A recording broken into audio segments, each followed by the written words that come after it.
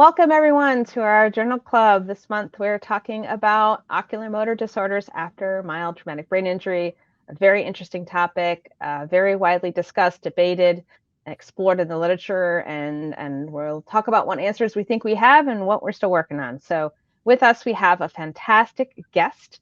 Her name is Dr. Jacqueline Theis, and she is a fantastic neuro-optometrist and more, and I'll let her tell you more about herself. Thank you. And thank you so much for inviting me. I'm really excited to talk today. So I am an optometrist by training and did an additional residency at UC Berkeley in neuro-optometry, and then did additional research at UC Berkeley looking at the impact of concussion on the oculomotor system. So kind of got that clinical background, a little bit of research as well. I started the UC Berkeley Sports Vision and Concussion Clinic, and then I had the luxury of working in a multidisciplinary outpatient center where I got to learn a ton from vestibular physical therapy. And then after about 5 years, I moved to Virginia, where I currently practice in a multidisciplinary setting. So we've got OT, we've got PT, we have PMR. And I think the more that I've worked with everyone else, the more I realize there's just so many mysteries with brain injury and getting these people better. And the problem is the symptoms are so generic, right? Like, I'm dizzy. And you're like, okay, that could be 5,000 things. So I think everyone's got their own little roles. And the more that we learn about each other's roles and how to screen for it so we can refer to them, I think the better it gets. So I'm really excited to be on this podcast today. That's fantastic. Well, we're going to dig right in because there's a lot to cover and we're supposed to keep this in an hour. We'll see. Even though we're going to talk a ton about the eyes today, it is always my obligation, I believe, to briefly mention the vestibular system. And we'll be talking more about how they have such a close relationship, the vestibular system and the eyes, thanks in part to, a large part to the vestibulo-ocular reflex. So that vestibular anatomy is living deep in the inner ear. And I think what's important to remember here is that there is, as there should be for all sensing organs, a nerve pathway. And that nerve pathway is a cranial nerve, vestibular nerve, and that goes right to the brain. And so we have this relationship between, it's okay. Let me kick it my happens. Ow.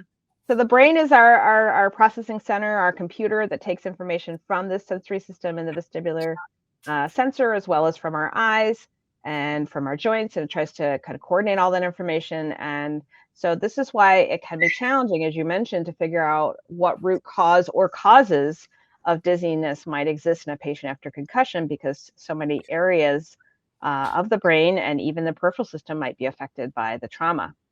And, you know, this is our processing center, that brain, as I mentioned, kind of bring all that information together. And when in concussion, it's very, very particularly important to note that often imaging will not show us anything at this juncture of concussion science. And so people say, oh, my CT of the head was normal, so I'm good. And that's not really necessarily the case, because unfortunately, we don't have a definitive test yet for concussion. So we are still relying on symptoms. There are some promising different factors from looking at abnormal eye movements and so forth to try to see, kind of a more objective measure of concussion. But again, it is complex. So what is a brain injury? What is a concussion, which is supposed to be a mild brain injury? And this is due to trauma of some kind. And it follows a kind of mechanism of injury. So perhaps you were in a car accident. You don't have to have hit your head. I think that's a myth that's been slowly dispelled over time.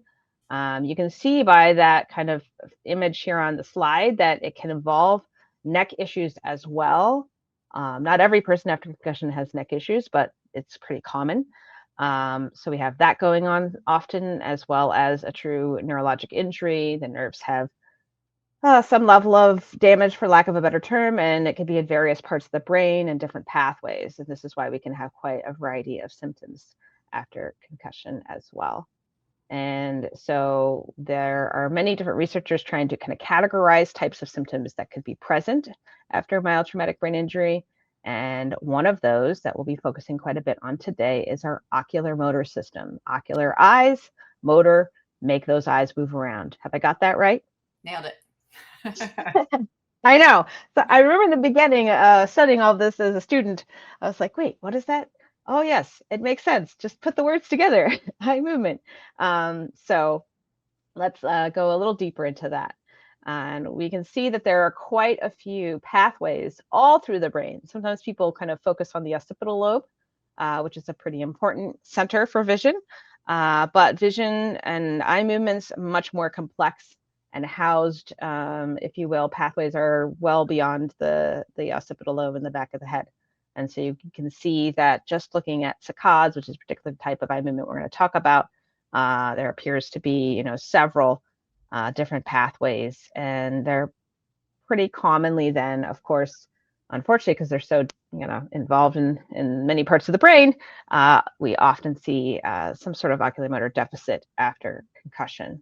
Yeah, I love this slide. If you can go back, and Yeah, please. Because so when we think vision in the brain, people just think occipital lobe, and I say, well, first of all, the eyes are in the front of the head. So to get to the occipital lobe, you've got a visual afferent pathway getting there. And then the occipital lobe, all it does is organize the information. It doesn't do anything with it except for organize it and send it out. So it'll go to your parietal lobe to tell kind of spatial visual information. It'll go to your temporal lobe to give you recognition of visual information. Then it goes to the frontal lobe. So you decide what you want to do with it. Then your frontal lobe is actually what sends the signal to the brainstem to actually move the eyes. And people don't give enough credit to, in just making one small eye movement from the left to the right, you've used every single lobe of your brain and the brainstem. And then if you decide to maybe move your head with it a little bit, your vestibular system kicked in. And if you don't move your head, your neck is kicking in to hold the head there so that your eyes can move independently. So it's one of those things where people do not give enough credit to how hard it is to make an eye movement.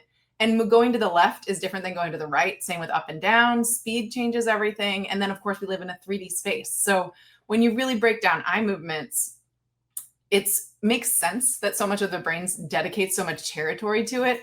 And it's these subtle deficits that really aggravate people. And I think that's, we talked about mild brain injury, and you did a great job of saying there's no structural damage on a lot of our neuroimaging.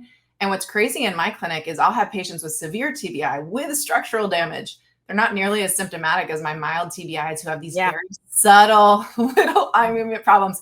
They might have a giant cranial nerve palsy. One eye is pointed to the sky, and they're not nearly as symptomatic as my mild TBI patients. So it's just, I love this slide because it really goes to why patients with brain injury, so many of them suffer with visual and vestibular symptoms. 100%. And on the flip side, also a fact, although I think a positive one, is that the brain tries, as most of the body does, to be redundant. We have a lot of options. So, if certain areas, pathways, problematic, not only can we try to rewire, retrain, and the brain is a beautiful learning machine. I've said it many times, and I'll keep saying it. That neuroplasticity is another term people like to use for this. But also that does allow, healing. And people kind of, especially if they've had symptoms for a period of time, I think often understandably get discouraged, afraid there's not going to be change. Clinicians are like, what can I do about this? Is this really changeable? And I can't say that everything can always be changed. That's too broad of a statement, but I'll say there's often opportunities for influencing the brain because it is designed to be neuroplastic, and because there is opportunity for pathways, in a more extreme case, if there was structural damage, even to kind of be rebuild pathways around another area or what have you. It's just, there's a lot can go on in there in a good way, right? Yeah. Yeah. Awesome. So let's talk about different types of eye movements a little bit. I'm gonna need your help here. I think I have some understanding, but I am happy to be steered if I've got it a little off. So this is one eye movement we see discussed quite a bit after concussion, particularly, which is convergence or vergence. I've heard it both ways. And convergence, I believe, is where the eyes come together, so something near, and divergence would be then when they're able to pull apart to see something farther away. And so ideally, both eyes would pull in a way that would allow us to see that object, whether it's kind of right in our center, or let's say it's kind of near but off to the left, or near but off to the right. There's a little bit of convergence still happening there. And there are different ways that folks will try to train this if they feel it is impaired. So I'm going to let you take the reins here and help us out.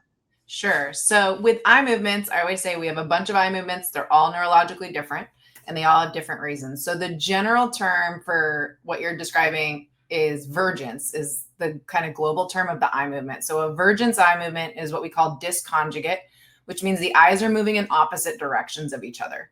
And so when they right? When they contract inwards, it's convergence. I'm crossing the eyes.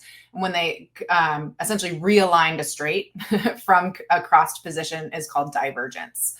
There's no evidence that there's a divergence center in the brain. So we think that divergence is essentially the mechanism of relaxing your convergence.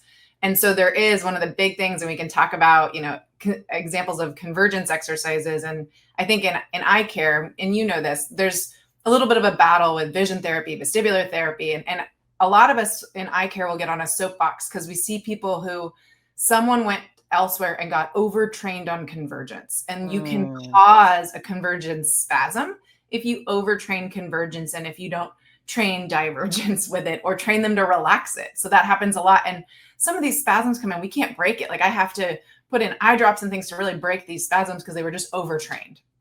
And so for us, the big thing is to recognize that a lot of the vision therapy tools that were created were made for a developmental convergence disorder. Okay. So Brock strings, barrel cards, red-green tranoglyphs, those are made for people who have an intermittent exotropia, or they're made for, a developmental convergence disorder. And why that matters is because a convergence insufficiency developmentally is not the same as one that's acquired from trauma. And you can have someone that has reduced near point of convergence, but in actuality has a fusional spasm, and it's manifesting as reduced. So an NPC, while a really easy thing to measure, is a non-specific test of the vergence system. And you can have reduced NPC, but it could be because your accommodation is down or your saccades are down.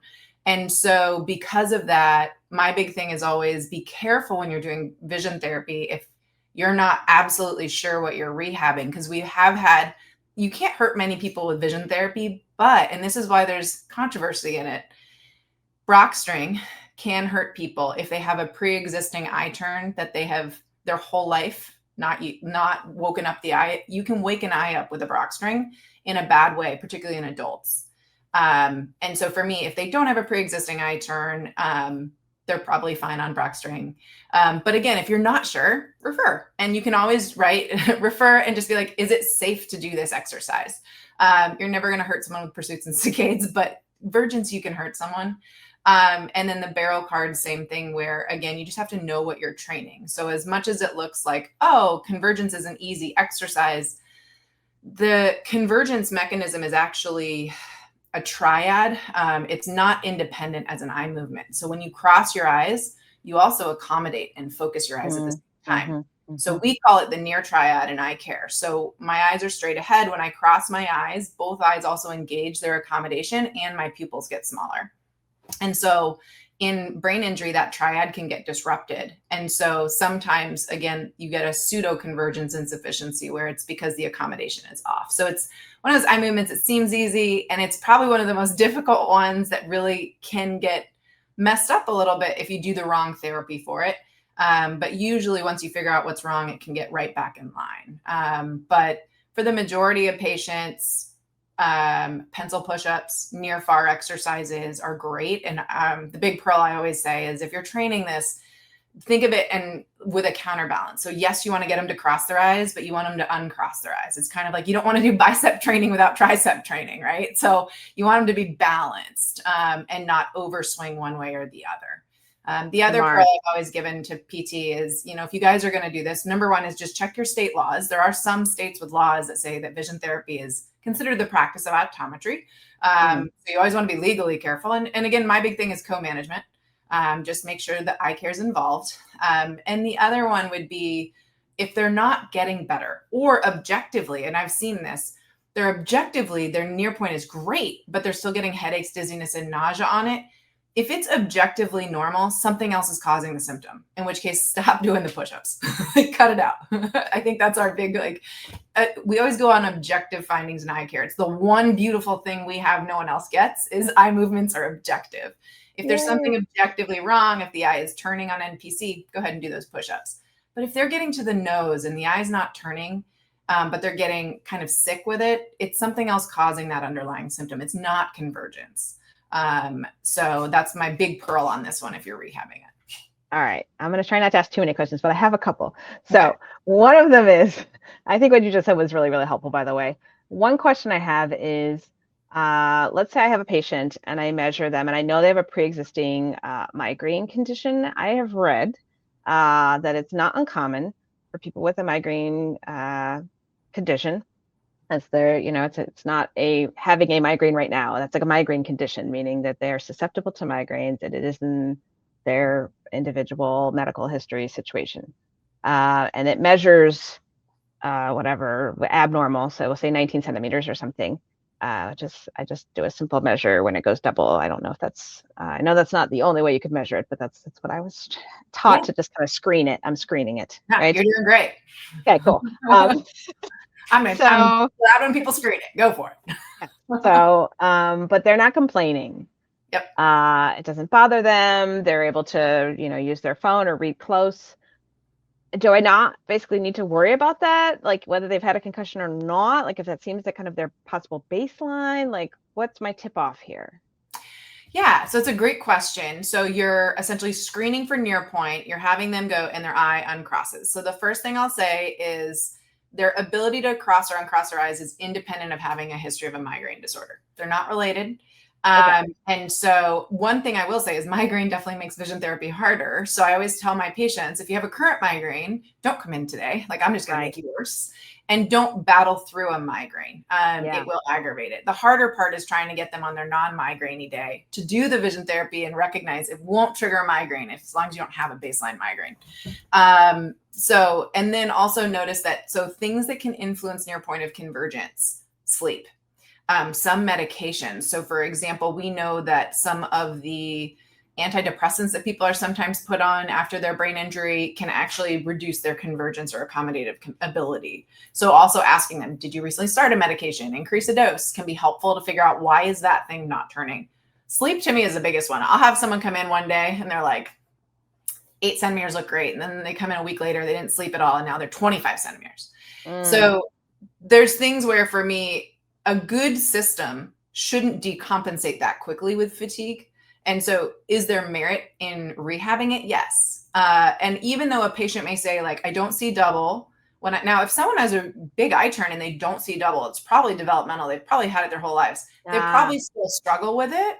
And so again, you can do pencil push-ups and you're never going to hurt someone with it. I would be cautious to Brock string them unless they've had a full eye exam. And the big thing for us is particularly adults. If someone had a pre-existing eye turn their whole life, they only really use one eye. If you wake that eye up, it can cause permanent double vision. And that's why for us, we have to do a really big battery to prove to ourselves, if I wake that eye up, can I get the brain to bring it back in? And I've had some cases where I'm like, I can't convince myself I can do that. So we're not going to do certain rehab exercises for fear of causing permanent double vision. But again, those people, they'll have a giant, so when you guys do your alternating cover test that I know OT and PT screen with, if you have a huge eye turn and a reduced NPC and no symptoms, I wouldn't touch it. They probably have had it their whole life. That being said, some symptoms for why we like to rehab convergence disorders for me are going to be reduced endurance or headaches with reading and computer. And the reason is, if I'm starting to see double, sometimes what happens is I don't necessarily see double, but if it's starting to drift and gets kind of blurry, I go closer. And then I go closer, and then I go closer. And now I'm in this terrible head and neck position. And so one of the things that our physical therapist has said is that she has these kind of chronic headache people. She'll get them better and then they come back, and she'll get them better and then they come back. When we've rehabbed their visual problem away, they stop coming back so often, because the neck and the head will respond to try to help you when you're right, because they're all related to each other when your vision system's not working well. So I do think there's merit in getting rid of it. But again, if they were to tell you I can read for 8 hours, no problem, I'm not touching it either. Like, I'm like, okay, that's right. But if they're like, and it's the question for me is always endurance. And I'm like, how's reading? Oh, it's good. How long could you read for pleasure is usually what I'll say, or like reading for work, because people will just battle through it because they have to. But I'm like, how long could you read before you get inattention, want to do something else? Because that's a symptom of usually like, my eyes don't want to do this anymore, or headache, dizziness, nausea. And if they're like, because you'll have patients, they'll be like, I can read fine. How long can you read for? 10 minutes. You're like, it's actually not normal. So, but that's, I think for me is like, how long can you do it? And then do I think your eyes are causing problems somewhere else? But I would say most people, you can get a lot of those to go away which is pencil push-ups on their own in a few weeks. So there's nothing wrong in fixing it for them. And a lot of people don't realize how much fatigue they have from their visual system because it's their normal until you get it to go away. And they're like, oh man, I didn't realize how hard I was working to see until it's gone. And you're like, well, yeah, because it takes a lot of effort to cross those eyes. So I don't think there's anything wrong with doing any of that for patients. I will say some of my patients though, like sleep is the key.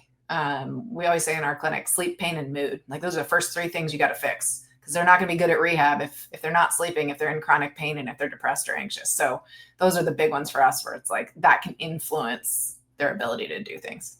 Got it. All right. Related question. Is there any point in doing anything related to convergence exercises or activities if someone has monovision? There is a point. I will say this, and this is where I think there is a wonderful opportunity for better multidisciplinary care with these patients. So let's talk about monovision. Monovision is when someone will be corrected. Usually they're going to be over the age of 40. What we do is people don't want to wear glasses. They don't want to wear reading glasses. And so we'll take one eye, their dominant eye, and put it at distance. And then we'll take their non-dominant eye and put in a little bit more prescription for reading. So technically, if you were to check their independent vision, they'll have reduced vision in one eye at near, and they'll have reduced vision at one eye at distance. And so technically, a little bit of discrepancy between the two eyes is not in a normal system going to disrupt their binocular vision. And so we don't worry about it. People do great. And people who don't do great, they don't do that option, right? Where concussion comes in is I find the monovision to be a really big barrier to rehab, huge. And so it's like and I'll get these referrals where they were doing, PT forever and trying to get them better. And that's usually what comes to my clinic is like, they tried and couldn't do it and they sent them to me, which is perfect. That's what we want. And my first step is always, we got to get you out of monovision. And so you can easily send a referral to an optometrist and just say, could you please get the patient out of monovision while we're rehabbing them for their concussion. So what they need to do is make their reading eye a distance eye. So now we have two eyes for distance, and then get reading glasses to go on top of the contacts. Why that's important for me is they will get better so much faster because the binocular vision system, when you're rehabbing it, if it's a little blurry, blur is a drive to correct the focusing system. And so it really makes that triad have more mismatches. So for you guys, if you recognize, oh, they're in monovision, first step, send to their optometrist, get distance correction, and then readers on top. The other thing that's a big barrier for anyone with a vestibular condition or dizziness with eye movements and head movements are progressives or bifocals. So I usually am also telling people, I don't need you, glasses can be expensive. There are much more affordable online options for single vision. So I'm not as worried, but I usually tell people, I need you to be in separate pairs of glasses because the progressive lens has blur on the side and it will make anyone with a vestibular condition more dizzy. And so, but I say it's temporary. So I don't want them buying the most expensive pair of glasses in the world, right? It's like for the next 3 to 6 months, I need you to be in a pair for distance, a pair for computer, and a pair for near. It's super annoying. However, they will get better faster. They will feel less dizzy when they're looking at their feet going downstairs because they're not looking through their reading glasses towards their feet, right? And I think for PTs out there, if you send a note out and just say, hey, this patient has a vestibular condition, can you prescribe some single vision options for the patient? That's easy for optometry to do. I think a lot of times I've worked a lot with kind of how do you work better across disciplines. Sometimes we get a referral, it's like, get an eye exam. It's like, well, what do you guys need? Like, if you guys know what you want, tell us, right? Like it would be helpful if the patient had a pair of distance only glasses for PT, because you guys are doing mostly things while they're walking and turning their head side to side, and those progressives are going to make it harder. All you need is a distance pair of glasses, and that'll make your rehab go faster, go better, less symptoms. And then the other thing to recognize is that with the progressives and bifocals, it forces people to look down, which again, if looking down makes me dizzy or makes my neck, dizzy or headachy, the easiest fix to that is just get a pair of reading glasses separate. So I think that's a big one for me on the monovision is it's not just monovision that can disrupt your rehab. The progressives can do it too. So I think sending a referral and then just saying, I think their monovision is a barrier to PT. Please get them out of it. I don't think an optometrist is going to be mad. I think the harder part for optometry is when it's like, do an eye exam. You're like, okay, eyes are normal. Right. So, tell us what you want. To the same point, I try to tell that to my optometrist sending referrals to PT. I was like, you need to tell them what you need. Like, it can't just be like, refer to PT. It's like, for what? Like, what are you? Yes. And on the flip side of that, I've had patients who are like, oh, and this is not everyone's trying to do the right thing here. So the patient has complained to their primary care that they are having blurry vision. The doctor says, go see the eye doctor. The optometrist says, yep, your eyes are fine. Your correction is proper. And eventually somehow they might land up in my lap. And I'm like, well, I'm doing my screening. And what's really impaired is their dynamic visual acuity, which is that vestibulo-ocular reflex in action, right? So it's only really truly blurry when their head's moving. They couldn't differentiate that as a patient necessarily, or didn't think, like, recognize that, right? It's not against the patient. It's just, they didn't see that would be a different piece of information, right? Yeah. And I think it's just teaching, because I give a lot of lectures to optometrists, and it's, our whole exam is static. And you really have to tease out, when is their complaint? Like, we have a lot of patients where they have distance blur. And I always ask, when is it blurry? And it'll be like, oh, at the end of my day. And so that can be a couple of things, right? So I'm looking at my computer, my eyes overcross and they kind of lock in. We call that a spasm. So that when I look far away, my eyes are still locked in at my computer distance. So it's blurry. But then you come to me, right? And this always happens, right? My eyes are blurry at the end of the day. They're always my 8 a.m. patient, like always. I'm like, well, your blur is at 5. Come in at 5. Like, I'm seeing you at the end of the day. Yeah. The other thing that gets missed by a lot of people is dry eye. Dry eye is more common in people with brain injury than the general population. The brain innervates the lacrimal gland to secrete tears. So if you have a brain injury, it's going to reduce your lacrimation. Plus, you're on meds that make you dry, and you're not sleeping, and you're stressed. So it's all kind of a dry eye issue, and it causes blur for people. And again, if they don't make the right complaints to their eye doctor, they might not get the right screening. Now, I have the luxury of a ton of time. I can screen everything in my clinic. But a lot of my colleagues, they get 5 minutes per patient, depending on their setting. And that's not their decision necessarily sometimes, right? We know how healthcare works. And so it's making sure that you arm the patient with the right symptoms to complain of, right? Blur is a very generic one, but hey, it's really blurry when I move my head. That is should flag. And I don't think optometry or ophthalmology, for that matter, has really ever understood the vestibular reflex, or even knows about it, and knows that, hey, by the way, if they shake their head, right, and it's 20/80, you should send them to PT. So I think there's a really great opportunity to educate eye care providers about the vestibular system, to know, hey, I could fix this, or who do you send it to? When do you send it? How do you screen it? Now, I personally think that I screen things a little differently. I don't ever touch anyone's head or neck. Like, oh, that terrifies me. But I can have them shake their head while they read my eye chart, and I can see what's worse. Definitely. So, oh my gosh, we spent a lot of time on this slide. I feel nervous now. Okay, but that was really good information, so I'm not sad about it. All right, let's talk next about accommodation, which you've alluded to a couple times. I'm gonna do my explanation as a vestibular PT, my understanding of accommodation. You're gonna fix it up if you think you need to. So this is where the eye, for viewing different distances or objects at different distances, essentially there's little muscles that pull on the lens that create focus, kind of like how a camera can focus at different distances, I think, although I'm not a camera expert. And so sometimes accommodation is kind of root impaired because of various eye conditions and how you're born that way with genetics, and my grandma had thick glasses or whatever. And so we might use eyewear to help. Yes. Yes and no. So let's go over, this is perfect.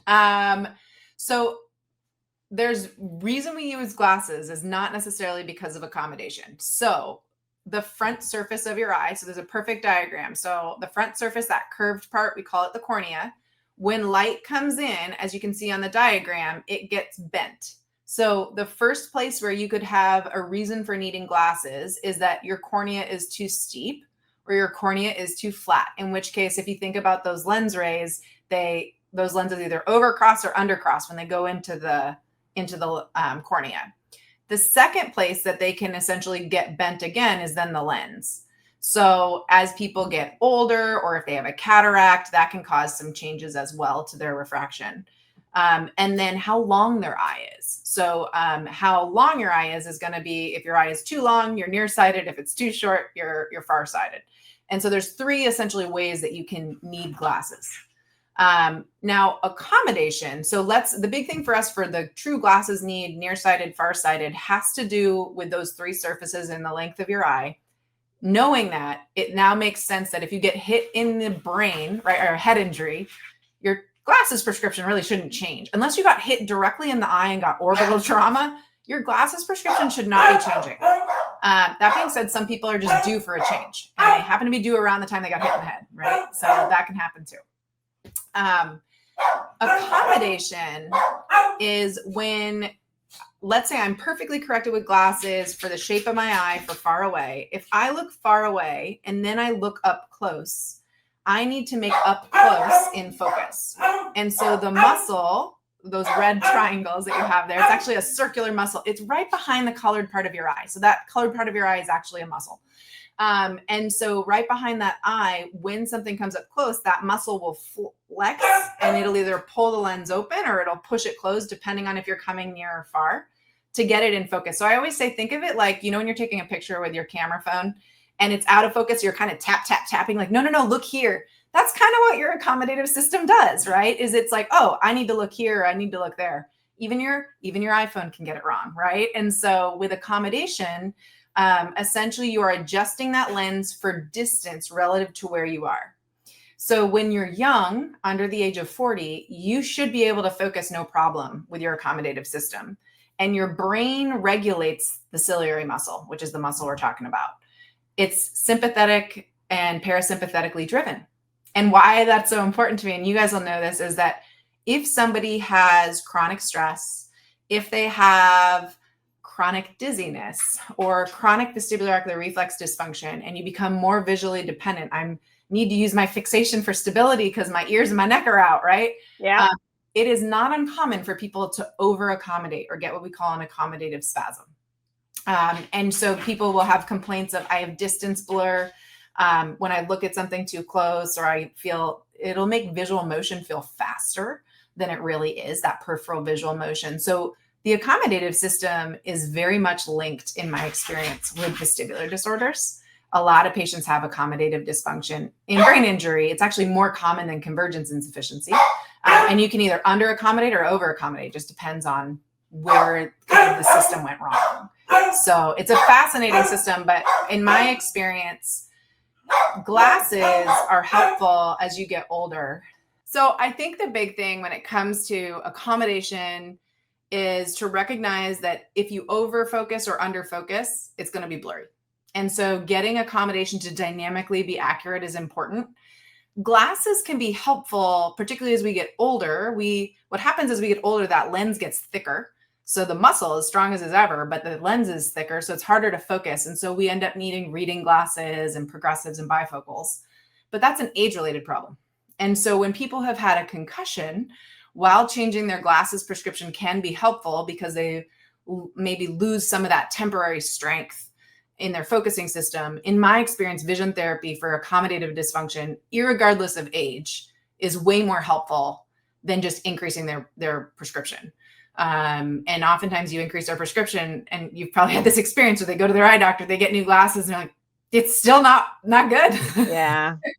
So, and I think it's recognizing, and the hard part is, and we can go into this when we go over the research study, but research in vision problems and brain injury does not usually classify any adult over the age of 40 because nobody wants to get messy with the fact that as people over the age of 40 need reading glasses, their accommodative metrics are a little bit different. And therefore, there's really no literature on accommodative dysfunction in anyone over the age of 40. And the hard part is these people still get concussions and they're still in our clinic. Right. And so it's like there's no evidence-based guidance on how to do cool. it. And it's literally, I've talked to the researchers, I work with the researchers, and they're just like, nah, adults are 18 to 35 in vision studies. And I'm like, but they're not. Not in clinic. So, no. But I think like I said, the big thing to recognize is just some people just need new glasses, in which case get them new glasses. Our prescription changes usually every 1 to 2 years. That's another thing, right? As a PT or an OT, just ask, when was the last time you had your glasses changed? If they're 2 years out, they probably need an update, right? If they just got them switched a month ago before their concussion, it probably is a dynamic issue. The likelihood it's a glasses problem is really low. It's usually an accommodative or convergence dysfunction, or the vestibular system's angry at the progressive modality, in which case just switching the type of lens, but not the prescription, is helpful. Yeah, it's fascinating to me how people will like somewhat function with various vision correction or lack thereof, because I have plenty of patients, because I do test the dynamic visual acuity test, which always surprises them. They're like, eye chart. I'm like, look, I'm not even trying to pretend to be an eye doctor here. I'm just trying to get a sense of one little piece of the puzzle. Same thing when I do range of motion on the neck. Like, what are you doing? And they can barely read like the top line. And I'm like, well, they're like, I have glasses, but I don't really use them that much. I'm like, I feel like you should be. I don't know. I mean, I'm not an eye doctor, but it's just not looking good. Yeah. Well, there is something too. So particularly, and you guys probably see it more than anyone else without realizing it, the clearer you make things, the smaller the acuity you correct them for, the more likely they're going to see oscillopsia from nystagmus if they have BPPV, or if they have any type of fixation instability. So in our clinic, I 100% see that group where I call them 20/20 unhappy, 20/25, 20/30 happy. Like, they're happy in blur, because when you blur them up a little bit, they can't see the oscillopsia. And so there is something to a little bit of blur. That being said, 20/40, they can't drive a car. So it's like, but they are, they are. I'm like, how'd you get here today, sir? 2200. I'm like, oh, you drove here, huh? Great, wonderful. And it is obviously my legal duty to tell them that they cannot drive without glasses on. But most states have very similar laws. You have to be 20/40 or better to drive. But it is scary when you see their acuity level. But I understand that it's their comfort level. But then the conversation I have with them, if you feel dizzy in your glasses because of whatever condition you have, and you don't feel safe or, comfortable enough to drive with them on, you can't drive. Like, that's the big thing. Driving is a privilege, not a right. And therefore you need to be able to be at least 20/40 or better. And my big rule is you need to be able to make the eye movements necessary to change lanes and check for traffic. So if you can't turn your head side to side without getting vertigo, driving's really not for you until we get that fixed. And that's usually why I'm sending it to PT. Driving is a visual, vestibular, and cervical. It's all three. And so 100%. It gets knocked out with concussion, and it's a privilege. You can't do it if you're dizzy every time you turn your head to check traffic. Because these people, and they all drove to my office and yours, they just, like, when they tell you how they drive, it's terrifying, right? They're like, I just don't check my blind spots. And you're like, oh gosh. I mean, you have really busy guardian angels if that's your thing.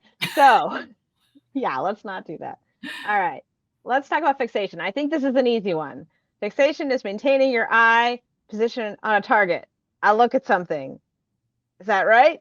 It is. Secretly, fixation is an eye movement. There's 3 of them. There's 3 fixational eye movements. So fun fact about fixation, your eyes are actually microscopically moving all the time. And so in concussion in particular, we notice that the fixational eye movements can be abnormal. And the symptom that they'll have for this won't be dizziness. They'll say things like, oh, things seem to pulse at me, or I get a halo of blur. Like, I can see 20/20, but they're kind of moving a little bit. When I do my acuity testing, I always ask on their lowest level, is it moving? If it's moving in one eye only, it's pretty much a peripheral vestibulopathy till proven otherwise in my clinic. Like, you're going to PT right now. If it's bilateral and they don't have vertigo symptoms, it's more likely just fixation instability, and it will get better. Sometimes with glasses correction, but vision therapy, you'll usually get that a little bit better. Got it. But yeah, even fixation is hard. Yeah, I love it. All right, so this is a fan favorite, Smooth Pursuit. Yep. I like to call it Follow My Finger, or whatever it is. Little tiger at the end of a pencil, whatever. So you're not supposed to be moving the head with this. You're just moving the eyes. That's true Smooth Pursuit. Yeah? Correct.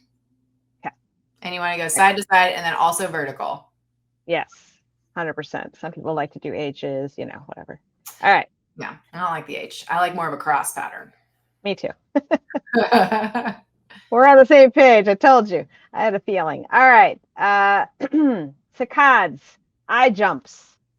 Saccades are challenging because people kind of mix up doing a head impulse test where there's like a saccade if someone has a vestibulocular reflex dysfunction which is a corrective functional saccade, I'll call it, something that needs to happen to try to get on target. This is really talking about, in a purest sense, the head could be moving, but we're going to talk about head still for a second. So head is still and the eyes are kind of moving. Yep. And to me, the easiest example is reading, right? You're going from letter to letter or whatnot, right? Yep. Yeah. So a saccade, you are moving your eyes from point A to point B, not with a head movement. The hard part with saccades, I agree with you, and saccades, however you want to say it. I've heard it both ways. It goes both ways depending on where you were trained. But the big thing for me is that there's also, and it can be confusing when you're looking in the literature, because saccades are a corrective movement in some senses. So if my eye, even during a smooth pursuit, if I lose the target, I'm going to use a saccade to catch up to it. So you can get saccadic intrusions during smooth pursuit. That's abnormal. But you should be able to make saccades. And the big thing for me with reading is that when people will say things like, I'm losing my place while reading, it's usually, but it's never blurry or double. It's probably saccades. It also can cause a tremendous amount of fatigue. People don't give enough. I know hammer sees a nail, right? So vestibular people here, I can't be in a crowded grocery store and you guys are like, oh, it's VOR. However, do keep in mind that when you are scanning the aisle, you're using a ton of saccades.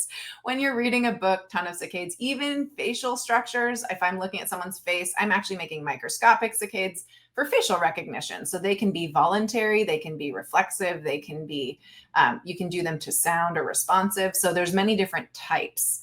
And it's one of the most common eye movements in my clinic that I feel people missed. The other thing for me is that people just don't test them long enough. So they'll do just a real quick, like back and forth, and then they're like, the patient's fine. But in our experience, we found that people, when you actually test for 30 to 60 seconds, that's when they're like, oh, now I'm dizzy, nauseous. And it's like, oh, you just didn't test it long enough. But they do have that problem. So, but it's a very common eye movement. I think it's, most of the studies put it as the third. It's accommodation, convergence, and then saccades are usually those top three for eye movement disorders in concussion. Yeah. And I want to point out, because I've trained many people and I have been trained by many people, and it is true that you can test saccades as a vestibular PT for different reasons. Like I've done it as a quick screening, not because I think there's going to be provoked symptoms, hopefully, because they're not describing things like that. And I'm just kind of screening out anything central. So signs of like stroke as an easy example of something I'd want to screen for. And they have acute onset, continuous dizziness. And this is part of our HINTS exam, which we've talked about in other journal clubs, to try to differentiate stroke and vestibular neuritis, which are kind of two common acute constant dizziness symptoms that syndromes that can come into the ED, for example.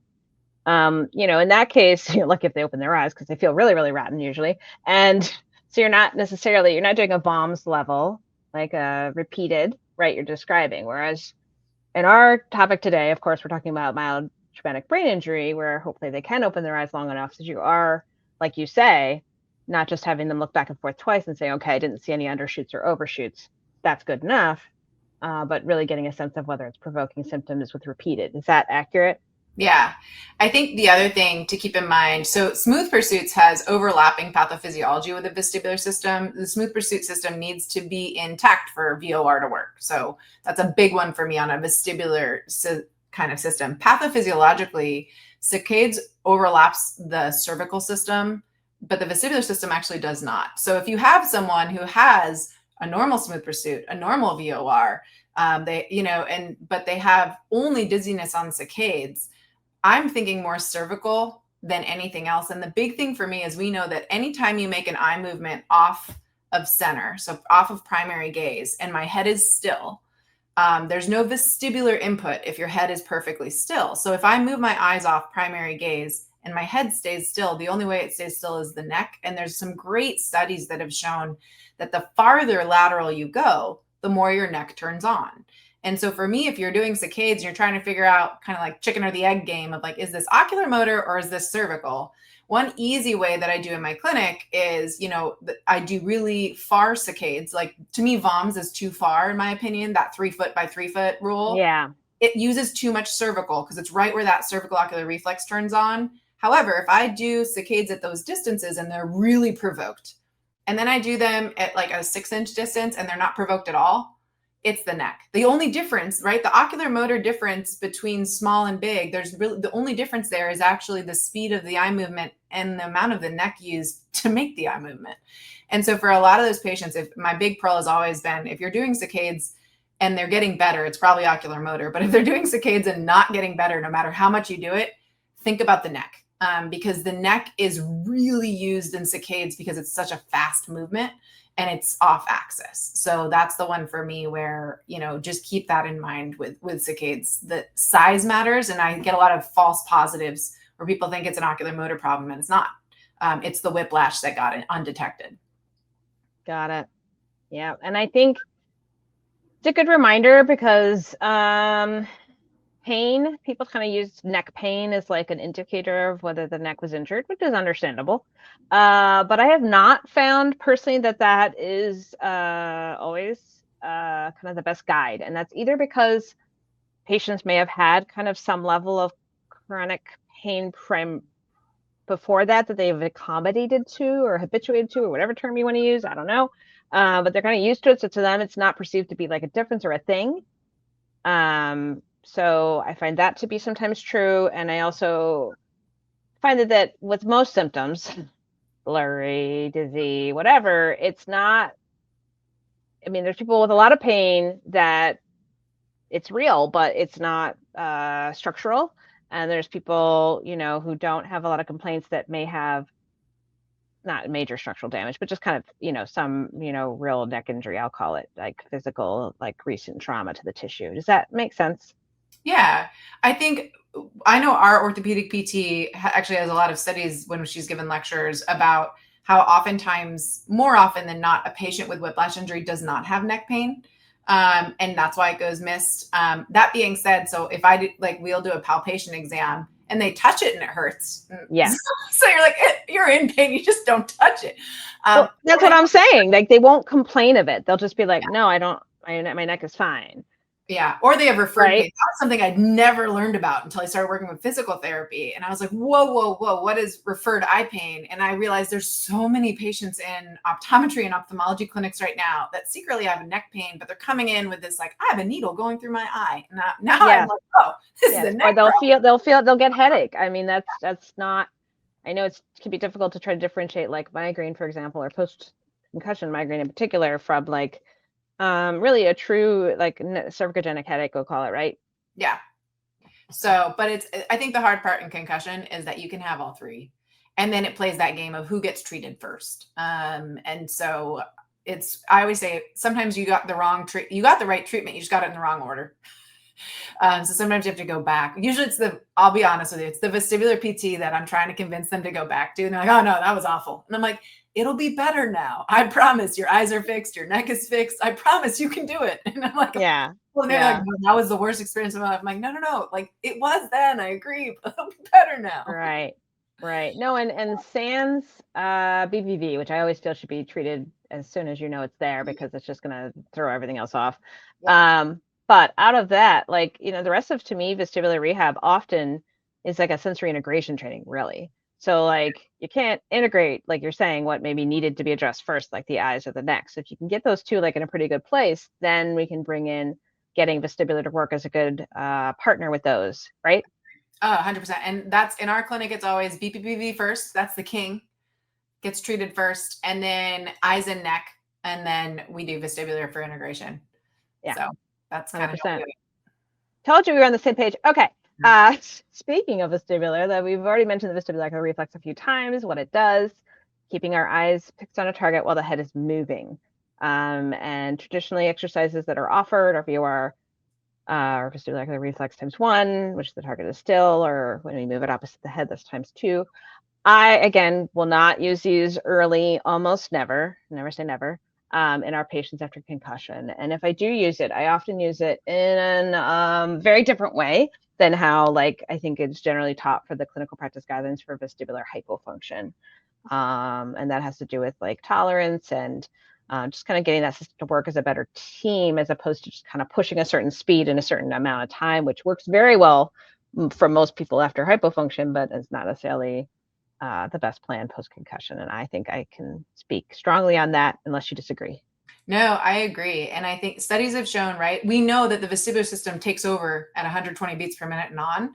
But I always say, but the visual system does take over under 120. And sometimes people come to me and all I did differently is train the VOR slow. So just same thing, just go slow. So I don't mind training the VOR early on, but the way that I do it, number one, I never have them hold the target. They always have to put on the wall in case there's any concern about whiplash or whatever. And I just have them go slowly side to side at what I call their comfort pace. And then when they get symptoms, they stop, which is the total opposite of what we want to do with, right, where you're going to like desensitize them and overdo it. But in the very beginning, if they're in that early stage, just a couple of head turns, oh, I'm getting dizzy, stop. And then as they do it a little bit more, it helps. And it also helps too, because then you're not getting that cervical guarding where they're not moving their head at all. So it's like, at least I'm priming their system to not get bad habits, which is my bigger concern in the chronic population of like, they just don't move at all anymore. And now they're just stuck. And so I think getting a little bit where they don't overdo it and at a slow speed, you're not going to hurt anyone. So I like doing that one, but small reps sprinkled throughout the day, slow speed. And when I really want to hammer away at it, I send it to vestibular PT. Right. Which again is like fairly different from the clinical practice guidelines for vestibulopathy or hypofunction, where if you don't do a certain amount of time, you may not see changes, like meaning a duration, like you need a certain block of time for it to really seem to make effect. So, you know, being able to take an exercise and say, okay, for this person, with this situation, we should apply it this way, and here we should apply it quite differently, I think is important to remember, because unfortunately some people kind of get locked into protocol type mode. And I don't think that's wise with concussion almost ever. Well, and same thing with the convergence, right? Of all the randomized controlled trials in eye movements, the convergence insufficiency treatment trial is the most well known, but it was done on developmental convergence insufficiency disorders in non-traumatic pediatric patients, which means what they did may not apply to my adult with a TBI. So, and until there's a study to show it, it's going to be a clinician's decision, really. Makes sense. All right, so you've kind of alluded to the VOMS, just for anyone who's not familiar, that stands for the vestibular ocular motor screening. And so it's kind of hitting up this mix of kind of what I'll call pure eye movements, smooth pursuits, saccades, which we've mentioned, convergence, and then kind of more of an integration type activity where you're using ocular motor and vestibular, your VOR, and visual motion sensitivity, which is technically VOR cancellation as well, but you're scoring symptoms, so it does hit sensitivity. Anything you want to add here? The only thing that I, as an optometrist, will advocate for our practice is the NPC in this one. So the norms are 5, but if you measure it from the bridge of the eye, not the tip of the nose. So you actually want to measure NPC from the bridge, not the tip of the nose, which for peds might not matter. They got teeny tiny little noses, but for adults, that can be like a difference of 5 centimeters. So in eye care, we get aggravated when the only thing that aggravates us on VOMS is that little nuance, because people will get flagged as normal, but they're actually abnormal because you measured it too far away. So you're doing 5 centimeters from the nose, which is maybe 8 centimeters. And so the big thing for us is recognize that if you measure it from the bridge, it's more accurate. And that's where the norms from VOMS came from. So it's just like a small thing. Yeah, but you can see that that's usually not how it's taught. That's fascinating. All right. Well, noted. Okay.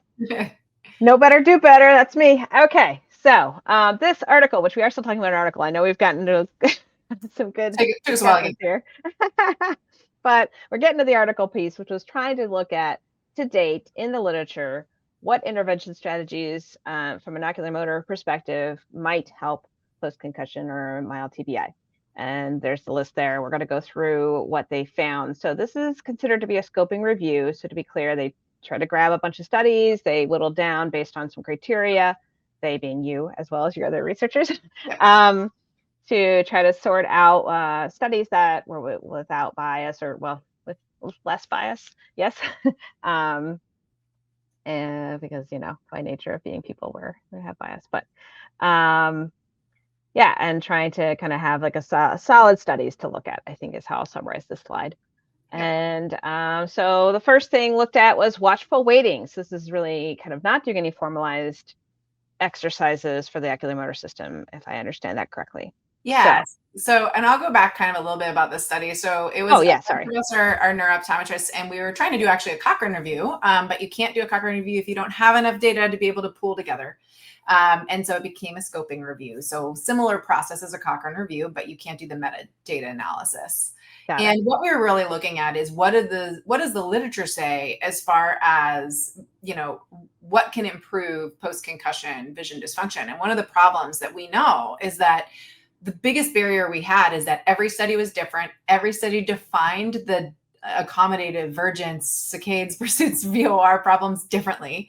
They screened them differently. They used different diagnostic criteria. Like, it was a mess a little bit in the literature. We knew that, though, going into it. Like, we were fully aware. But the big thing is you have to start somewhere. Because I think you guys know, in rehab, we're in rehab, the big confounder is that people are like, oh, therapy doesn't work. And it's like, well, doing therapy trials is difficult, first of all. Like, it's not as easy as a drug trial, because there's so much variability in the patient base in TBI and in the provider, and it's so complicated because it's not just what exercises do you do, but what dose. And as you mentioned, in concussion, it might work on one person, but not another person because their concussion had a whiplash and this one didn't. So it makes it hard. But when we looked at, so you can go to the next slide, one of the things we call doing nothing, which is called watchful waiting. Some people get better doing nothing. Now, again, how long does it take for them to get better can always vary. But we do know that a lot of patients, and there are other studies that have shown that, especially in acute concussion, a lot of people can get better over time with self-resolution. And so what this study kind of shows, we had the number of studies that did use watchful waiting. And so in parentheses is how many studies looked at each eye movement. So vergence, there were 9 studies that looked at it, accommodation 2, saccades and smooth pursuit 17. And they found that, a good number of people with watchful waiting don't get better, 20 to 40% for a lot of these eye movements. Some people improve, and some people really improve when it comes to symptoms. And again, the kind of consensus, as you outlined here, is that watchful waiting can be helpful for subjective symptoms in vestibular motor screening, sometimes VOR, smooth pursuit, saccades, not as helpful for vergence and accommodation. But again, particularly accommodation, there are only 2 studies. So do know that there's a lot of merit, and there's not a lot of merit in anything where we just didn't have a lot of data. Fair. All right. Now, how about vestibular rehab? Let's see. How'd we do? So vestibular rehab, whopping number of 2 studies, right? And again, it's just hard because when we were doing the way that the protocol works, and you can look up at this study of how the protocol had to weed out the studies, because there's a massive number of abstracts that we had to screen. But in general, of people that did vestibular rehab, up to 100% of people were successful in getting better. And that was a big thing, is that they are getting better. Interestingly, on the vestibular rehab, at least the ones that ended up getting pulled based on methodology, VOR and accommodation, it doesn't mean it wasn't improved. It's just in these 2 studies that met our qualification standards, they didn't look at those 2 domains. And so we can't opine on them. Yeah. But I think we all know that VOR gets better with vestibular rehab. I think that's very well established. Yeah, as long as you stage it at the right point during rehab, in my opinion, for concussion, like you said, you might start early. But again, it's true VOR is the fast speed. So that's, to me, like, slow VOR is still VOR, but it's technically more central, right? So like doing it kind of appropriately for that patient, not treating it like right. VOR is vestibular. That's my difference. Right. Exactly. So kind of treating it as that kind of vestibulopathy level, like, no, like that's not where I'd say most patients should not start there. I'll leave it at that. But yes, I think you could definitely bridge them to the faster head movements and see all kinds of VOR, slow and fast, get better. I would say that's true in my experience, for sure. Yep. So yes, timing is everything. All right, cool. How'd vision rehab do? Talk to me. So vision rehab did great, right? So now there are some studies that showed vergence didn't get better. Some that showed that smooth pursuit, saccades, and accommodation didn't get better, while a lot of them showed that vergence and accommodation are very successful.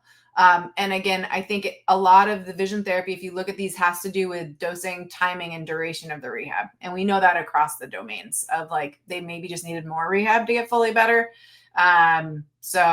But I think the big thing also is recognizing that a lot of patients based off mechanism of injury are going to have both visual and vestibular problems. A lot of the vision therapy studies aren't looking at VOR or VOMs. A lot of the vestibular therapies aren't looking at accommodation and divergence. And sometimes you need one in order to rehab the other, right? So I know that when I get vision better, my vestibular people tell me that their PT goes better. So I do think that there's also that concept of combined rehab too. But in our study, what we were looking at from a vision rehab standpoint is we were able to find that there was efficacy in, while limited number of studies, there is efficacy in improvement or successful treatment. And just so everyone knows, so successful means that all aspects of the way that they defined accommodation or divergence or saccades, smooth pursuits, improved, versus improved means some of the aspects got better, but not all. And so that's why we had kind of, there's an improved group versus a successful, and successful meaning across the board got improved and better.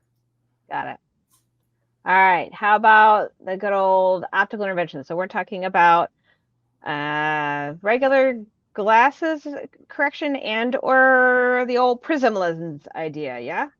Yeah. So only the studies reporting statistically analyzed results were included, and that's why there was one. So the problem obviously is that there was one study, and so really it actually showed saccades and smooth pursuit getting better. It would depend on what the optical kind of intervention was, and I think the problem with the way that we did look at the scoping review is there are nuances to what optical interventions mean. Does it mean you took them out of the progressive? Does it mean you added prism? Does it mean you gave them full correction? So I think from an optical interventions, I think it was neat to see that, hey, getting someone's glasses better or getting them an optical intervention can improve smooth pursuits and saccades. There's really not enough data to show what it could do, but a paucity of data doesn't mean it doesn't work. So I think the big thing for us is just recognizing that we need more studies. That was the big conclusion of our entire thing, is we looked through all of them. And the problem with a lot of the studies was the design. A lot of them are not prospective randomized controlled trials, right? Yeah. A lot of them are case series, cohort series, small sample size.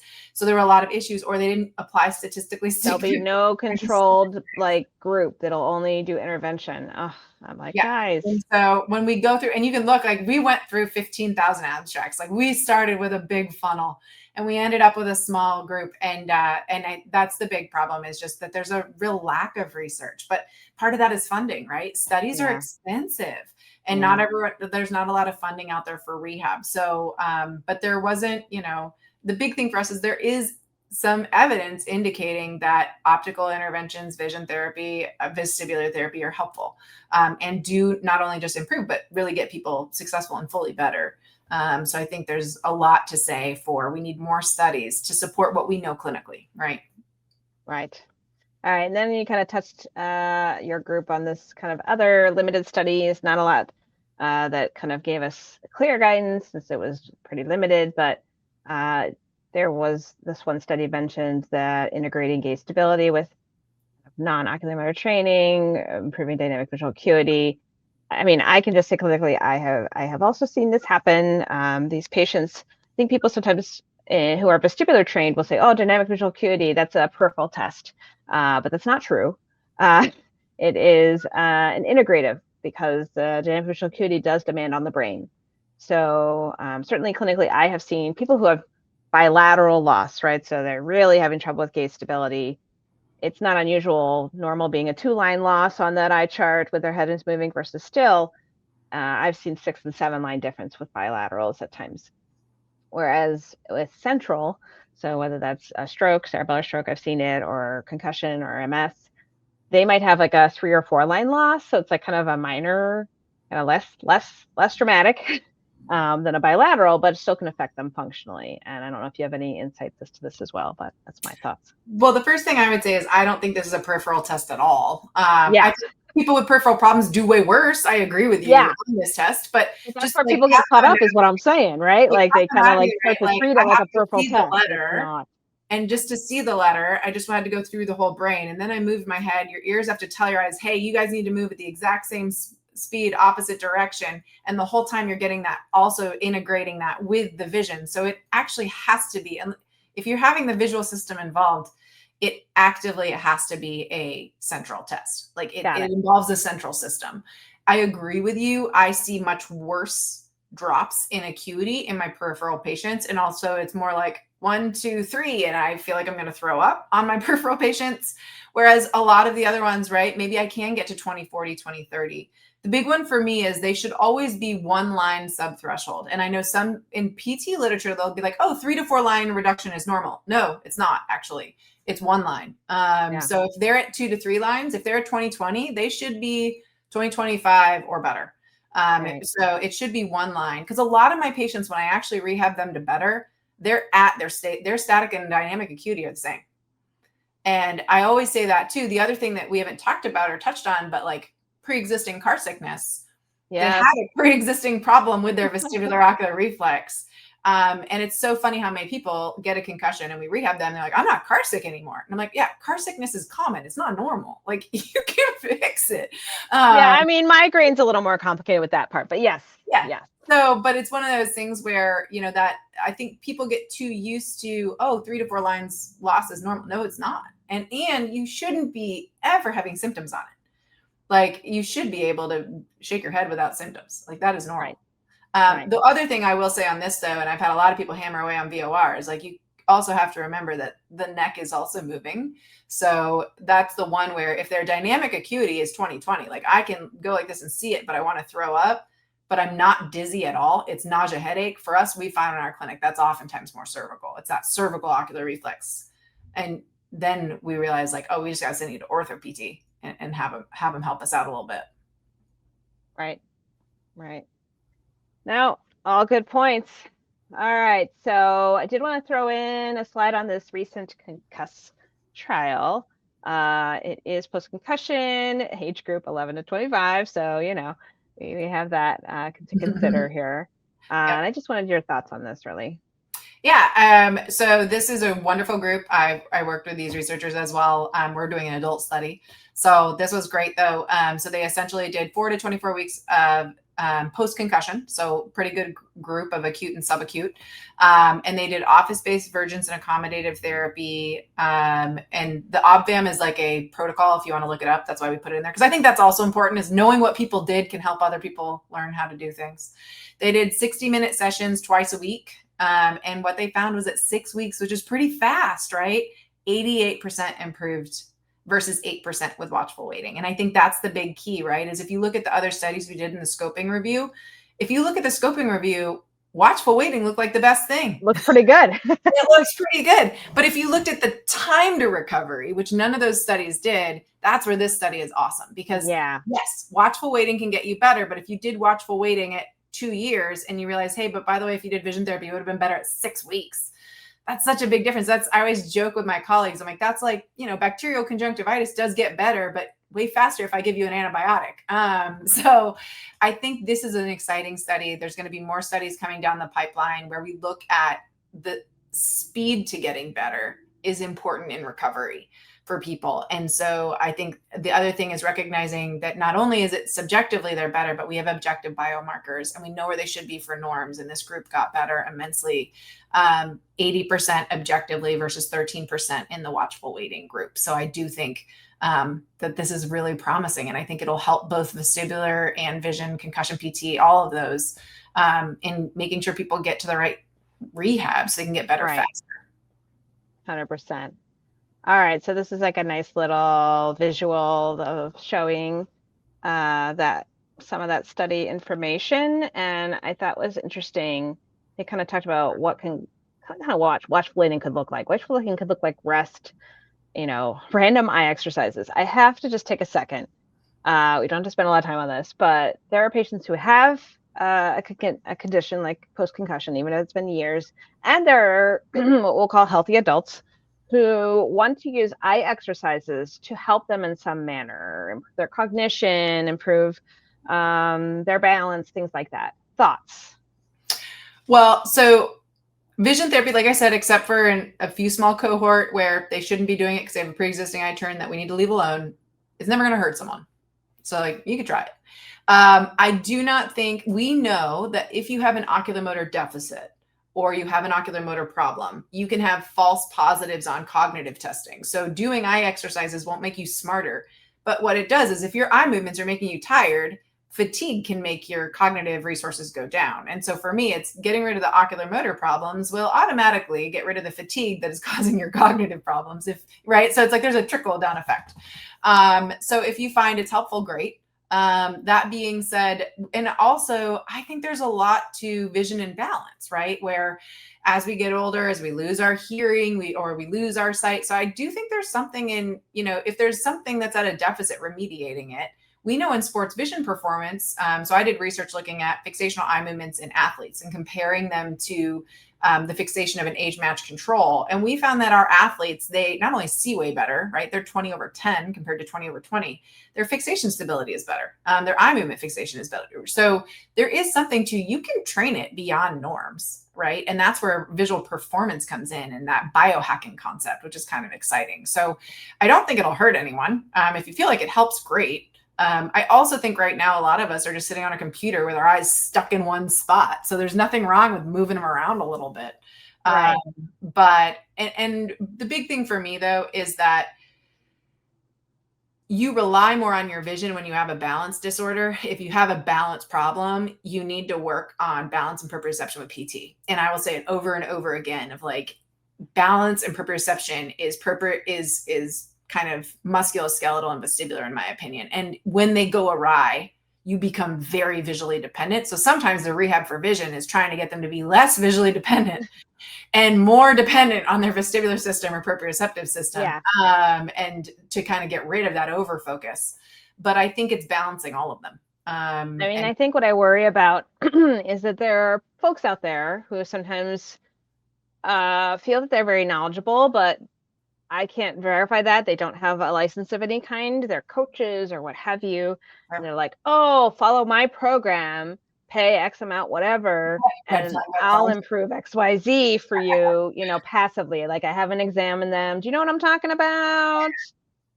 I mean, yeah, I think I always say there's a red flag in anything where someone says, I can make you better, and they've never evaluated you. They say, but only if you pay X amount of money and only if it's my program. Like, I'm always like, red flag, red flag, red flag. That being said, right? Like I treat people, I get people better. I'm all for getting people better. But I do think that, you should never need a therapy forever. I think that's a big thing in my clinic. So, there are some people, for example, there's a big rift in eye care for ophthalmology and optometry and vision therapy versus surgery. And I think there's a place for both. And so I work with a lot of ophthalmologists, and I send for surgery for big eye turns all the time, because the surgery is 20 minutes versus a lifetime of rehab. And so it's right, it's 20-minute surgery, go for it. That being said, you probably need a little bit of rehab after to teach the eyes how to work together, but it shouldn't be very long. But I agree. I think, at the end of the day, people are only as good as the clinicians that they see. And I see some people, they have a degree and they might not do the best thing. I'm not saying that's the only measure. It's just, it's one thing that I'm like, like it sounds very theoretical. Like I'm looking for like, where are they getting, their back for their claims, or why they feel this is going to help their vagus nerve or what have you. And it just, I want to protect patients from, where it gets to be like, not truly harm, but just kind of like you're paying a lot of money for this thing that's really like, not necessarily tailored properly to where it could help you, right? Like, I think financial harm is a real thing. And I think you have to really balance it out. As an evidence, I always said there's evidence-guided clinicians, and that can be great, but there's paucity of evidence in certain ways, in which case you also have to recognize that paucity of evidence, if you're truly, like if I'm 100% evidence-based, I wouldn't do vision therapy. Look at our study. There's not a lot of evidence around it, but there's no evidence saying it doesn't work. There's just no evidence, right? And so I think there's that understanding the mindset. I think also what it really rebounds and resonates for me when I talk to people is that we really need to work on teaching people how to read a study. Because the number of times that someone shows me a TikTok video and they're like, well, this person says that according to this study, I'm like, first of all, did you look at the study? Because it's actually like an editorial position paper that they've made on a blog on their own website. Like that's not a peer-reviewed journal. And, and it's like, or a predatory journal, or it's understanding, what does a p-value even mean? What statistic did they do? So I think there's a lot being said to people need to understand how to read studies and recognize that just because someone said, according to this study, doesn't mean it was a well-designed study. Doesn't mean the population is even age matched to who you are. Like, right? Concussion studies, for example, all done in young adults for vision may not apply to my 75-year-old patient. So but at the same time, some things work. So, you know, I always joke in my clinic, but placebo is the most well-studied drug effect, and it works every time. Yeah, until it doesn't. Okay, so let's talk about screening. So a lot of folks out there who are not neuro-optometrists are saying to themselves right now, I'm a vestibular PT. I know that not every patient that walks through my door needs neuro-optometry, and that would be inappropriate to, kind of blanket refer. How would I know if a patient with, we'll just focus on concussion or mild traumatic brain injury, would be appropriate to refer? So talk to me, and I put some things from the article here and some thoughts, but go ahead. Sure. So I love the BIVSS. The other one similar to is the Convergence Insufficiency Symptom Survey, CISS. There is a concussion version of it that should be coming around later. The big thing for me, especially if you're a PT or an OT and you're doing rehab with someone, is if they're not getting better, you should probably refer. How long? For me, it's 2 to 4 weeks. Thoughts? 4 to 6. 4 to 6. Okay. Some people take a little bit longer. And then also looking for barriers to why they're not getting better. Like they're not doing it. They're not sleeping. They're in pain. That could be why. But 4 to 6, I've had the opposite where it's like they did 6 to 12 months of therapy before they got referred. And you're like, oh, I really wish they would have done around too long. Yeah. Now, one of the big problems, and I always say this, is, PTs and OTs and ODs, we all need to be play friendly in the sandbox together. And I've had ODs that get mad at their rehab colleagues and they're like, can't believe it took them so long to refer. And I'm like, well, did you sit down with them on a lunch and learn and tell them when you wanted to refer? Yeah. How to screen it? And they're like, no. And then I have PTs and OTs that are like, I hate that optometrist. They never referred him back to me. And I'm like, did you sit down with the optometrist and tell them what you want them to refer back for? And they're like, no. And I'm like, we need to talk more as professions about how to screen. So the first thing I usually say is go to your local provider and ask them, when do you want them? Because I will say my response will be different than other people's. Yes. I'm much more of, let me teach you how to do some things because I can't see all people right now. Let me empower you guys a little bit more. And then these are the things I want you to send me. And whereas other people might want things sooner, or they have, different booking. So everyone's a little different. So I say, reach out to your local people and ask, and it's a two-way street. Then also teach them, this is when I want it back. This is what I want back. Hey, this is what I can do. I think a lot of optometrists don't know what PTs and OTs can do if they don't work with them. So I think there's an opportunity for both. The big thing for me, I put this on here. It's one of my favorite surveys of all time. It's called the Visual Quality of Life with Time survey. And so what it does, a lot of these other ones are just yes, no's, is it blurry when you read? Is it double when you read? Yes, no, yes, no. Sometimes, frequently, whatever. The Visual Quality of Life with Time, it is great for using when you're doing rehab. So what it'll say is, how long can you do this activity before you get symptoms?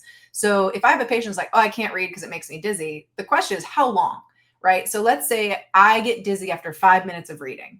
Okay, that's your baseline. And then you did, start doing some rehab, and they come back, because in dizziness in particular, until they're 100% better, they're dizzy. They hate it. And so, but if they're now like, well, now I can read for 30 minutes before I'm dizzy, that's a huge change. Yeah. Right. And that is a biomarker I can use to be like, this is probably working, because you're not going to necessarily get resolution in 6 weeks. Right. But if you're like, they could read for 5 minutes and now they're dizzy versus now they can read for 30, they're getting better. They're probably okay.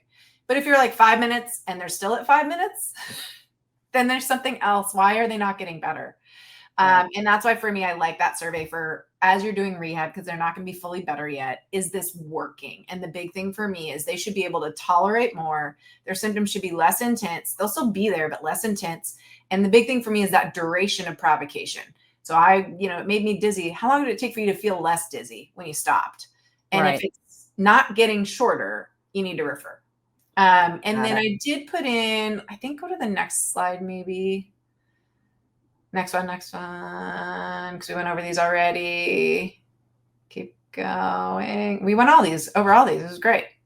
I know, we talked a lot. So, all right, well, let's just roll through, and if we hit it, we'll hit it. Oh no, you hit it already. You went. Yeah. So I'll just say it's okay if you're just kind of don't have time to do a formal questionnaire day one, because a lot of us are pressed for time day one as a vestibular PT. Send it It's okay home to with just, them. Send it home as homework. you can send it home with them, or I've had patients who are like, oh, I can't do it without help or whatever reason. If you need to do it in clinic, at least day one to think about for the next session, if that's really what's necessary, just kind of note, like, just getting a sense of, are they seeing double at distance or near? Like they're not flags. They're just kind of things to note, in my opinion, where I would want to maybe do further screening, myself, or refer maybe a little sooner, or kind of keeping an eye on things a little more.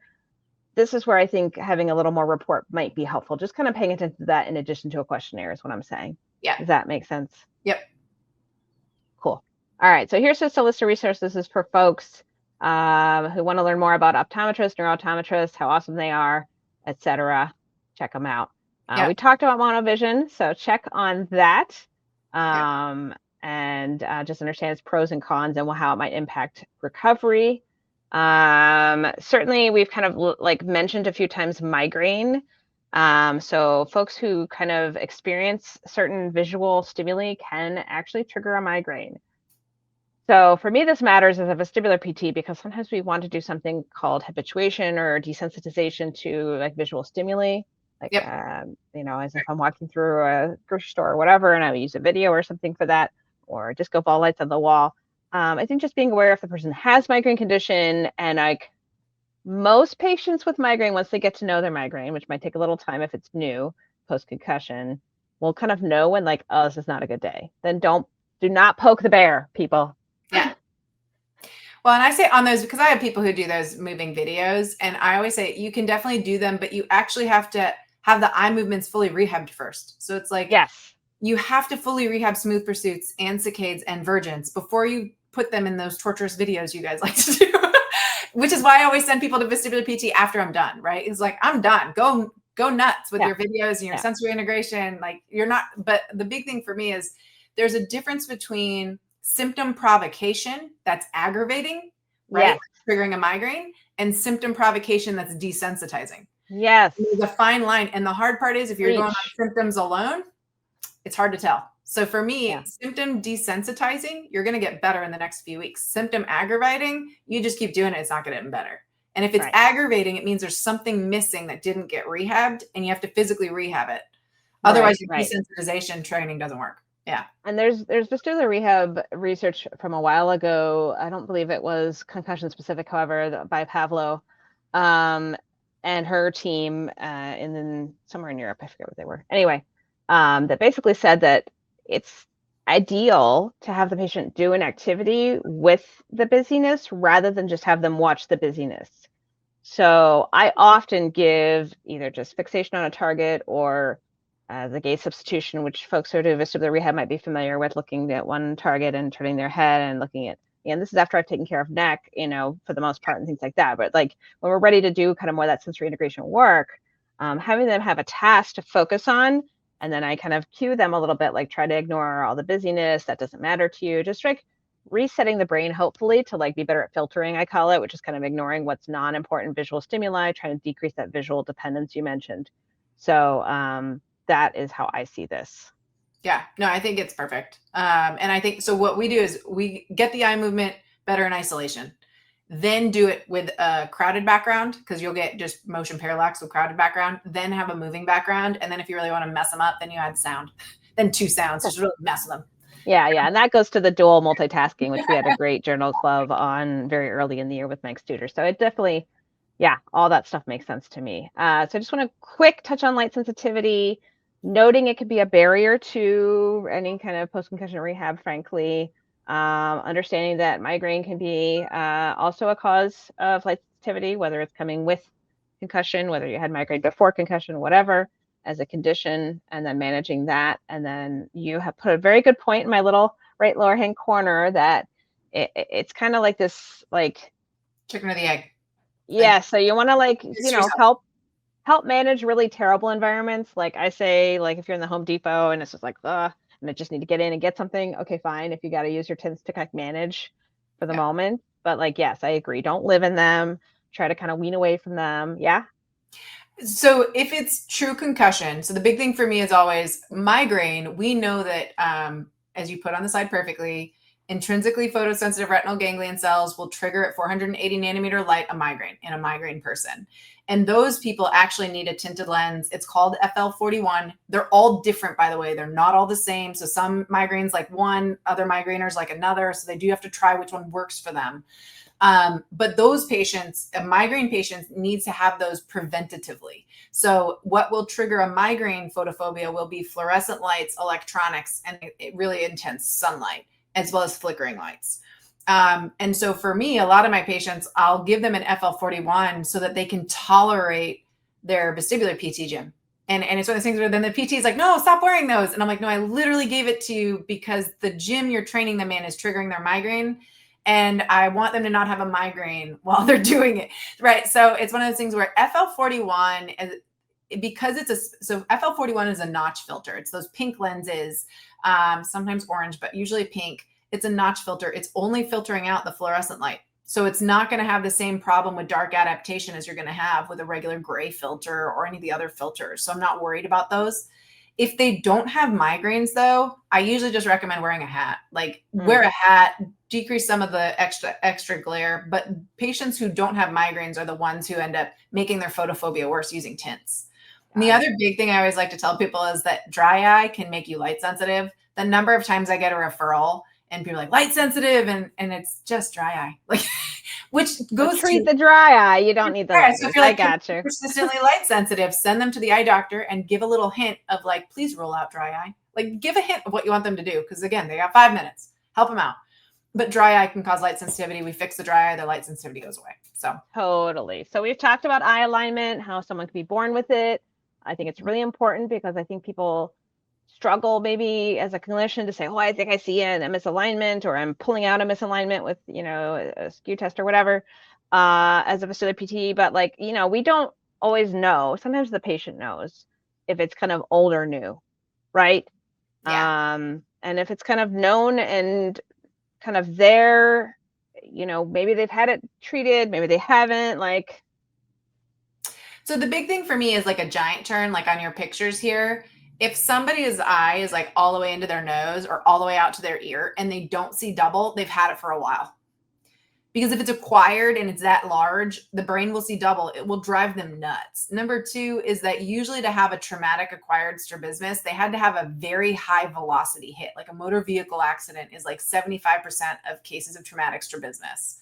Now, the harder part is usually what happens is someone had a strabismus previously that they could accommodate with their accommodation invergence. They got a concussion, which knocked out their accommodation invergence. Now the eye turn's coming around more, but they had it before. So all you have to do is fix the accommodation invergence and that strabismus lines itself right back up. So you can have a pre-existing but decompensates, right? When you say fix it by? Prism, depending on how big the turn is, vision therapy. But my big thing is if you guys see a big eye turn, those ones need to be referred because sometimes it can be something totally else. Like I've had some patients where they were doing rehab with a therapist for years and they came to see me. I'm like, I think you've had this your whole life. And like, we stopped it. Right. So it's one of those things of like, they had that their whole life. They don't need to rehab that. That's not what's causing their symptoms. So it is important, I think, to just get it screened. And then, and again, there are some, usually it's more moderate and severe TBI that's going to cause a true trauma. And if it's really big, like I said, surgery is great.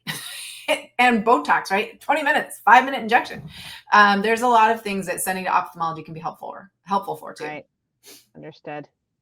All right. So last but not least, I think on consideration, the section I have is pupillometry. And I bring this up because this is coming up as kind of hot and new sometimes, or people say, oh, how can you be a vestibular PT and not be checking this? Just kind of 2 cents thoughts on this. Yeah. So pupillometry, I think, is a great biomarker. So the pupils are autonomically innervated. So parasympathetic, sympathetic system is going to be utilized. There's a lot of really great studies in the military right now using this for monitoring of traumatic brain injury. We have always used pupil reflexes to look at how the brain is working. I think there's a lot of nuances to it that people really have to recognize when it comes to pupils. Number one is your pupillometer is only as good as the pupil tracker itself.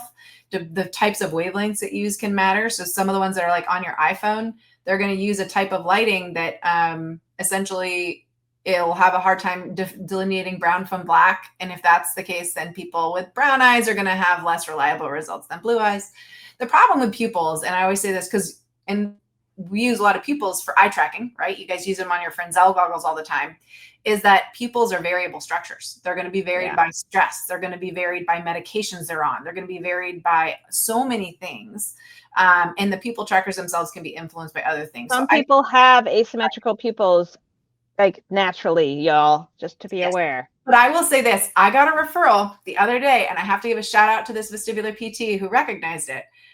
So normal pupils in the light, she put on the Fresnel goggles and noticed anisocoria. So if somebody has normal anisocoria, the difference in pupil size is the same in the dark as it is in the light. And what this PT recognized was this patient's aniso is only in my Fresnel goggles. There you go. And the patient had a Horner's.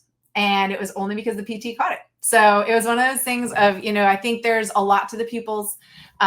Pupils can be scary sometimes. But I think there's a lot to recognize of. We're going to learn way more as research gets better in technology and being able to help, especially like AI and things like that, and in telling us these nuances that make it tricky. The big thing, though, that I think is difficult is that because pupils are dynamic structures, sometimes those Fresnel goggles don't pick up subtle eye movement problems. So that's some of the things that we've seen in our clinic is someone got, you know, the VNG, or they got the Fresnel goggles that say that the patient doesn't have BPPV, but in actuality they do. It's just so subtle that the pupilometer missed it, right? Or the pupil tracker missed it, because the movement, pupil tracking devices can only track about 2 degrees of motion. So someone can have a subtle one that gets missed. Right. And you're talking about eye tracking software. So some of us out there are not using that, and we're kind of just seeing what we see, which has its pros and cons, in my opinion, honestly, because you're also not kind of like distracted by things that are on the PNG. You're just like, all right, I'm just going to look at it and see what I see, and you can play it back and talk it over with colleagues. I think there's a place for both. I think there's a place for both, you know? Right. And totally. And I think the point is that for everything you're using, any tool, it's not going to be 100%. It's not going to be perfect. You're trying to take all of your information together, right? I never take any one thing in isolation and say, oh, like, you know, this is definitely what's going on. And even with BPV, because we know there's mimickers, you know, maybe they're not getting in the nystagmus, but we're getting some symptoms. I might try a maneuver to see if that changes it or not. You know, you're just kind of always gathering data. You're always kind of using an open mind. That's how I see it. Yep. Yeah, no, I think it's perfect. But again, similar to migraine, right? Migraine can have pupil problems. Migraine can have subtle nystagmus. So it makes it tricky. Right. So I'm not here to give a course on vision therapy, nor should I, for many reasons. I wanted folks who are looking through this article to know like what might, you know, because you could read the whole protocol in the concuss, for example, and it mentions some of these kind of techniques. So I'm just going to say that there's different techniques out there, a lot of choices in the vision therapy world for those who are vision therapists, which is not a vestibular therapist. I'm not going to pretend to be a vision therapist. I'm not going to use any of these really, other than like, you know, kind of functionally, like I might use some like saccadic work when I'm turning head or something, but like that's just because that's what's happening. So just understand there's a lot of cool stuff out there. Vectogram was one thing that I came across, basic saccades, but then you can really, you know, work it a lot of different ways, which is pretty cool. And there's even home programs out there. So the concuss article mentioned using this kind of web-based work for homework, as well as using, you know, other tools out there. So, you know, again, this is not meant to be a vision therapy course. And then if it was, it would be taught by a neuro-optometrist and for neuro-optometrists, in my opinion. Hopefully that you agree. No, I do. I think especially some of these tools, like anything that's red, green, red, blue, the Brock string, you have to rule out that they don't have an eye turn that could cause permanent double vision to use them. So that's, and it's not in those articles, right? I think that's the hard part, is that people are like, oh, I can do that. And you're like, anything that's simple is sometimes really difficult, right? Like a string of beads seems so simple. It's probably the scariest one that is out there for me, for people going rogue. And they're like, I'm just going to do the Brock string. I'm like, oh, careful. Not everyone can do that safely. Right. So, I mean, you already summarized this. We need a lot more research. And then we need to kind of work collaboratively, multidisciplinary, refer properly. And then I think you just wanted to kind of touch on these last couple slides, and then we will definitely wrap up because I know we're way over. I know, but some of it will get cut out, so we'll be fine. So the big thing I wanted to touch home on is that PTs, OTs, rehab professionals see patients more than anyone else. And you need to know a sign of, oh my gosh, this symptom is emergent. I need to refer it right now. This is my big passion slide for when we need eye care. So if someone has severe eye pain and they're in the acute stage and you point a light in there and it gets really bad, it could be inflammation inside the eye because they got hit in the head. They can get inflammation in the eye. And we can fix it really quickly with a steroid, right? So it's one of those things that like you could really help someone and send them out sooner. It doesn't happen. So this list does not have to be a neuro-optometrist. And that's what I also love about it, because I think people think, oh, I need neuro-optometry. Some of these things are just, they got hit in the eye, they have an eye problem. So if somebody's vision loss is loss, like a gray spot is missing from my vision, that has to go see an eye care provider right away. If they say a missing piece of my field is gone, I have a weird ghost image up here, I have flashes of light or floaters. So again, you got hit in the head, the brain shakes around in the skull, the eye shakes around in the orbit. And so you can get a retinal tear, you can get a retinal detachment, you can have trauma to the optic nerve and the macula, and you don't do rehab on those, right? Those need surgery, and they need surgery fast, right? You're more likely, if someone has a tear or a detachment, the sooner we can have ophthalmology tap that thing back on, the less likely they're going to have permanent vision loss. But I've had cases where these patients come in to see me 2 years after their accident. They've seen a bajillion providers, and no one has done a dilated eye exam to realize that, hey, your retina detached. And that's been your problem the whole time. So in general, none of us get mad, by the way. If you send us flashes and floaters and we dilate and there's nothing wrong, great. Sometimes you just get more flashes and floaters, but we would much rather see it early and triage it for surgery quickly than wait on it and it be something really ominous. So there's not many ominous signs and symptoms in eye care except for vision loss, like true loss, gray spot, flashes, and floaters. Got it. And then the next one, let me see, was pupil problems. Do get pupil problems evaluated if that difference between the two eyes is persistent, not getting better. It's different in light versus dark. It's always okay to send to an eye care provider. Double vision in one gaze only. I only get double when I look left, or I only get double when I look up or down. Double vision and concussion should be, I have horizontal double vision at close. And if it's anything but that, you should probably send it out, because it could be something else that's more ominous. And those are kind of my like pearls from having done this long enough, because sometimes, as we all know, not all concussions get neuroimaging, but some of them need it. And so those would be signs that you send to an eye care provider, and then we'll decide if we think they need neuroimaging. Because sometimes I think the little things get brushed off and they just needed an eye exam sooner. So, definitely. But do tell them what you're looking for, because the patient never knows. They show up and like, I don't know, I was just told to be here. And it's like, yeah, but the PT was like, no, you have a pupil problem. Yeah. You might want to just contact office directly whenever possible. 100%. People. Leave messages if you must. All right. So in conclusion, we need more research, and then we're going to ask our questions. So one question we received was, could you provide specific advice about getting dizzy after, I'm going to call it vision therapy exercises? What's okay, what's too much, and how to explain this to a child? Sure. So I always say when it comes to concussion, it's expected for my eye exercises to make you not feel great. If you felt good doing them, I don't know if I gave you the right one. Like you should feel kind of gross. My rule of thumb is a 5 to 10 minute rule. So when you're done doing the exercise, your symptoms should go back to ground zero within 10 minutes. If it's lasting longer than 10 minutes, you're doing too much, either too many reps, too long. This is a clinical preference. The reason I say that is because anyone will do anything if they know they'll feel good within 5 to 10 minutes. If it's longer than that, they're going to start getting anxious about it. They're going to not want to do it, in which case they don't do the rehab and they never get better. But anyone, as long as they can reassure themselves, in 5 to 10 minutes, I can go live my life normally, they'll do it. The other thing is to recognize as they do it more, that 5 to 10 minutes becomes maybe 4 to 8 minutes, and then 3 to 7. So that window gets shorter. So they should really only have that for the first few weeks, and then it gets more tolerable.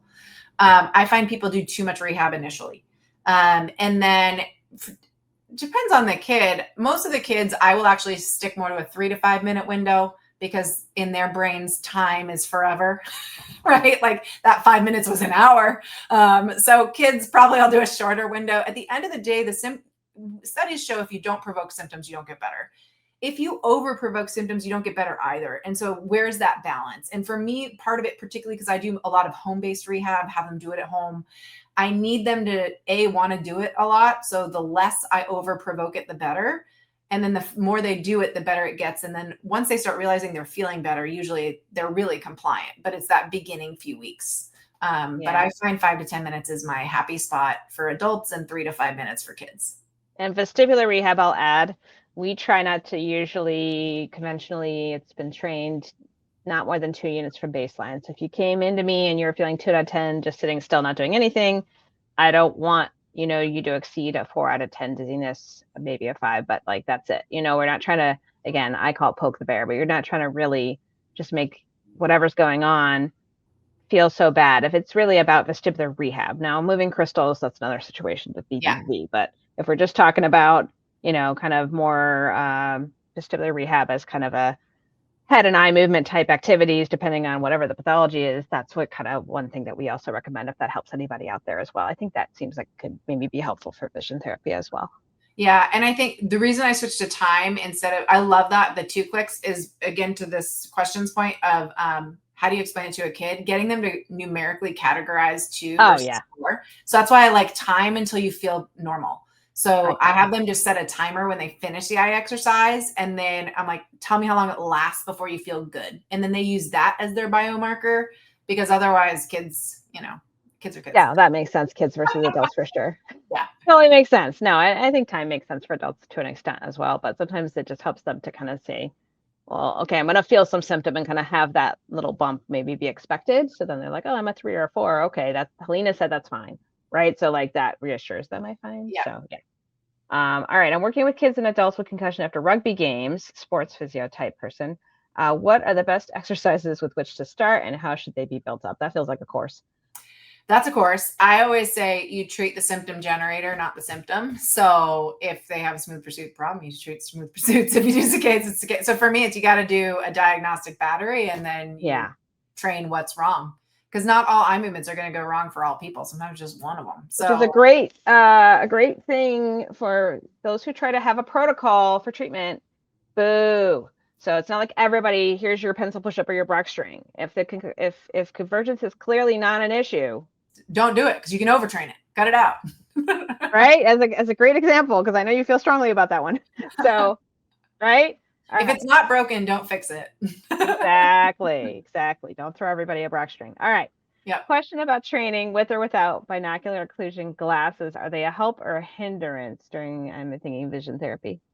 Yeah. So I think the type of glasses we're talking about is the binasal occlusion that some of us use.